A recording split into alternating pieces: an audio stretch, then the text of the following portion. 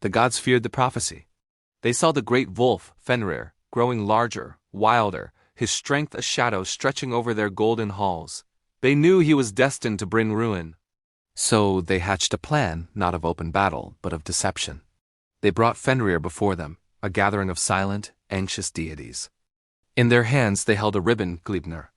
It looked like nothing soft as silk, thin as a whisper. But it was forged by dwarves from impossible things.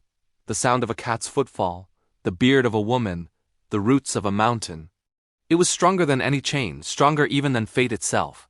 Fenrir, ancient and wise, smelled the trickery in the air. He saw the nervous glances, the hands resting on weapons. He looked at the fragile ribbon and then into the eyes of the gods. "You wish to test my strength again?" he asked, his voice a low rumble. "I will allow this. But your past attempts have been less than honest. This time there must be a show of good faith, a sign of trust."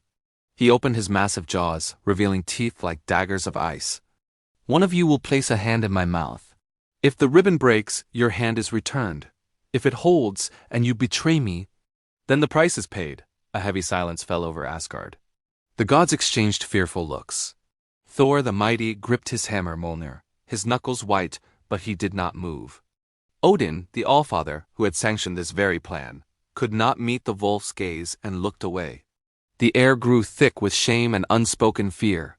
In that moment of collective cowardice, one god stepped forward. It was Tyr, the god of justice and honor. Without a word, he walked to the great wolf, his face a mask of grim resolve. He looked at Fenrir, an understanding passing between them, and placed his right hand into the waiting maw. He knew the truth. The gods quickly wrapped Gleipnir around Fenrir's legs. The ribbon tightened, it held. Fenrir strained, he roared, he thrashed with a fury that shook the very foundations of the world. But the silken cord did not yield. It only grew tighter with every struggle. A dreadful realization dawned in the wolf's eyes. He had been tricked. The bond was a prison. The jaws closed. Tyr did not cry out. He stood, maimed and silent, as his hand was severed. The gods had contained the beast. They had averted disaster for now. But in their victory, something sacred was broken. The trust between gods and the world was shattered. In that act of betrayal, Ragnarok was no longer a distant prophecy. It became an inevitability, sealed not by fate, but by choice.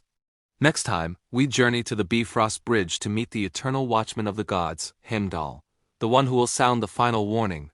Subscribe and join us for the next chapter of the saga.